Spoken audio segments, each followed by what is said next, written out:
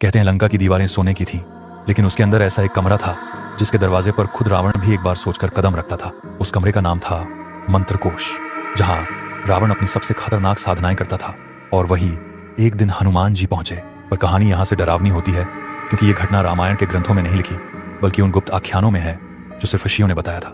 रावण अपनी काली साधना में गहरे उतर चुका था। मंत्रकोश की दीवारों पर जलते नीले अग्नि दीवे ऐसे यूं रहे थे जैसे उन्हें किसी अदृश्य ऊर्जा ने बांध रखा हो। रावण ने आंखें खोली और वहां उनकी साधना के केंद्र में एक छाया खड़ी थी। शुरू में रावण ने सोचा कोई मायावी प्राणी है, लेकिन जैसे ही उस छाया ने कदम बढ़ाया, सारी अग्नि शांत हो गई और कमरे में एक ऐसी ऊर्जा भर गई जो रावण ने अपने पूरे जीवन में महसूस नहीं की थी। वह थे अंजनेय हनुमान। लेकिन रावण ने जैसे ही उनकी ओर देखा, एक पल के लिए उसकी आंखें कांप उठी। रावण ने हंसते हुए पूछा, वानर तुम इस गुप्त कक्ष में कैसे आए? हनुमान मुस्कुराए, जहां प्रकाश है वहां पहुंचने के लिए मुझे किसी दरवाजे की जरूरत नहीं। रावण ने पहली बार महसूस किया इस वानर के अंदर साधारण प्राणियों जैसा कुछ नहीं। कहते हैं रावण को भविष्य दिखता था।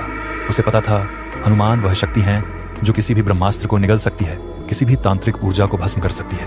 जब हनुमान उस कक्ष में पहुंचे, रावण की सारी काली शक्तियां क्षण भर में शांत हो गई। रावण ने कहा, तुम्हारी शक्ति मेरी साधना से परे है, तुम आखिर हो कौन?